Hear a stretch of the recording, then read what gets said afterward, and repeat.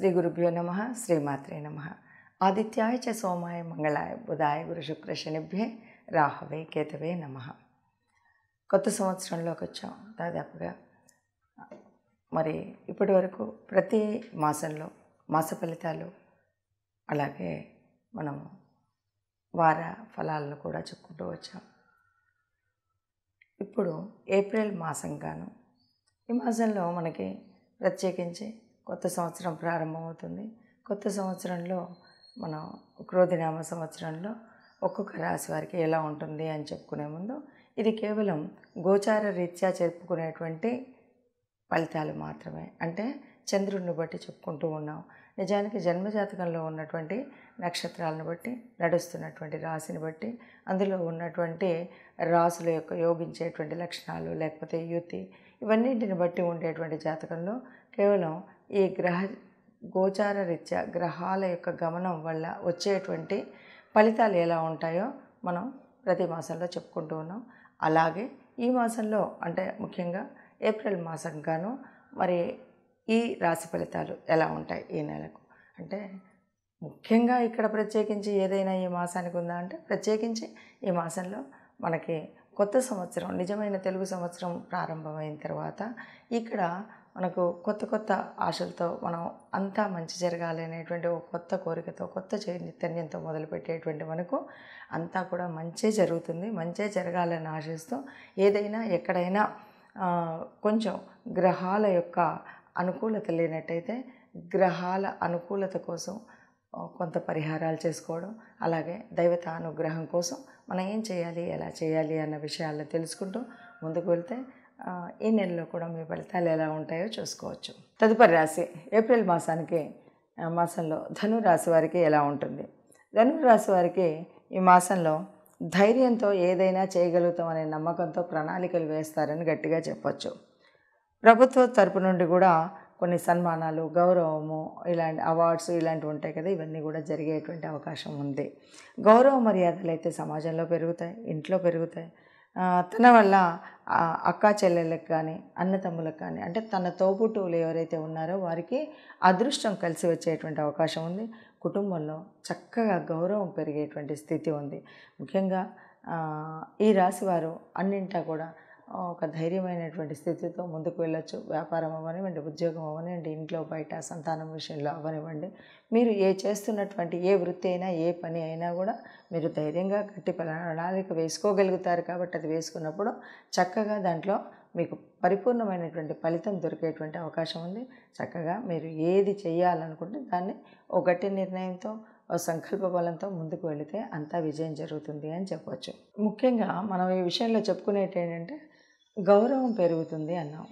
గౌరవం పెరుగుతుంది అంటే ఇక్కడ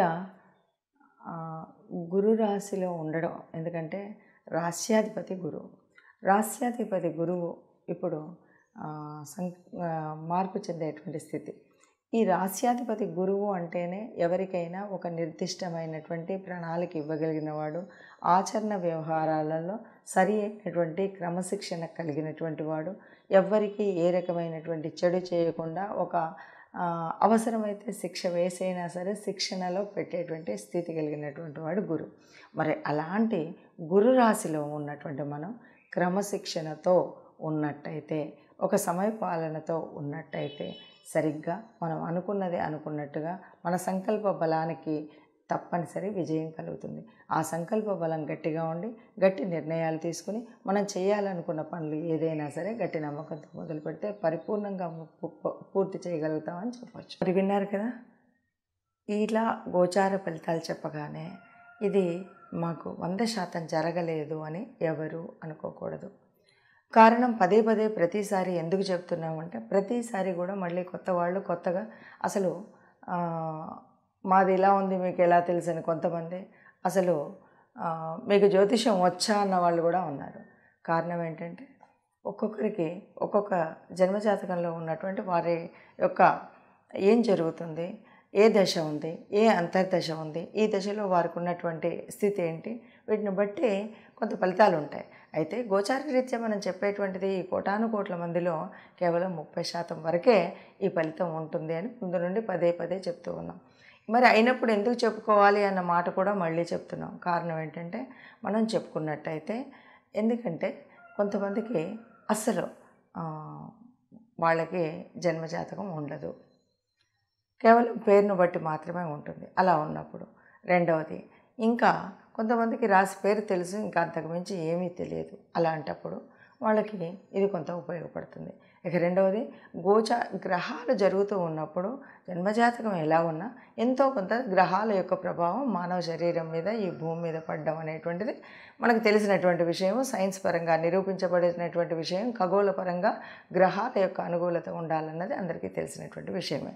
కాబట్టి ఏ గ్రహానికి మరి ఏ గ్రహం అనుకూలించకపోతే ఏం చేయాలి, అనుకూలిస్తే ఏం చేయాలి అంటే, అనుకూలిస్తే ఆనందంగా ఉంటాం, అనుకూలించినప్పుడు ఆ గ్రహానికి సంబంధించినటువంటి పరిహారాలు ఏంటి, లేకపోతే ఏ స్తోత్రం చదవాలి, ఏ దానం చేయాలి, ఏ దేవాలయానికి వెళ్ళాలి, ఏ దేవుణ్ణి స్మరించాలి, ఈ విషయాలు తెలిసినట్టయితే ఎంతో కొంత మనకు ఒక్కొక్కసారి చాలా కఠినమైనటువంటి పరిస్థితులు ఉంటాయి.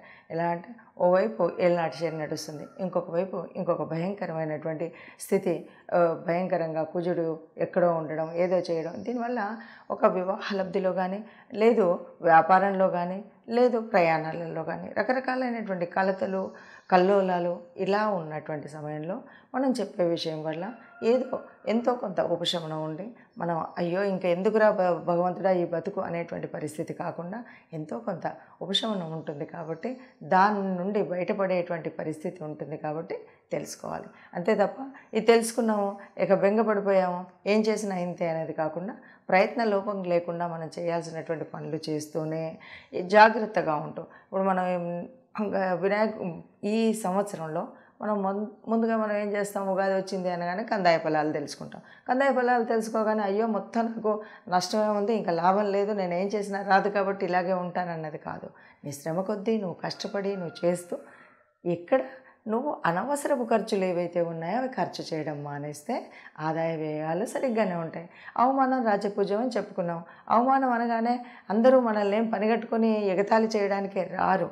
ఎందుకంటే కొన్నిసార్లు మనకు తెలియకుండా మన గ్రహ ప్రభావాల వల్ల నోరు కొద్దిగా అదుపులో లేకుండా గబగబా ఎవరినో ఏదో అనడం, వాళ్ళ నుండి మళ్ళీ మాటలు పడడం, ఇలాంటి పరిస్థితి వస్తుంది. కాబట్టి మనం మాట్లాడేటప్పుడు తగు జాగ్రత్తతో మాట్లాడేటువంటి పరిస్థితి కల్పించుకుంటే కనుక ఈ అవమానాలు రాకుండా ఉంటుంది. అందుకోసం చెప్పడము. కాబట్టి దీన్ని ఆ రకంగా తీసుకొని తప్పనిసరిగా మీ అందరికీ కూడా ఇది విన్నప్పుడు ఎంతవరకు అవుతుంది, ఎంతవరకు అనుగుణంగా ఉంది, ఎంతవరకు లేదు అనేటువంటి విషయాన్ని కూడా మీరు కామెంట్ రూపంలో పెట్టండి. నిజంగా ఊరికే ఒక శత్రుత్వం వీరెవరు చెప్తున్నారు, వీరు చెప్తున్నారా అనేటువంటి భావంతో కామెంట్స్ కాకుండా, చెప్పినప్పుడు ఏది నచ్చింది, నచ్చితే లైక్ చేయండి, నచ్చకపోతే కూడా ఇది బాలేదు అనే విషయాన్ని స్పష్టంగా మీ కామెంట్ రూపంలో పెట్టండి.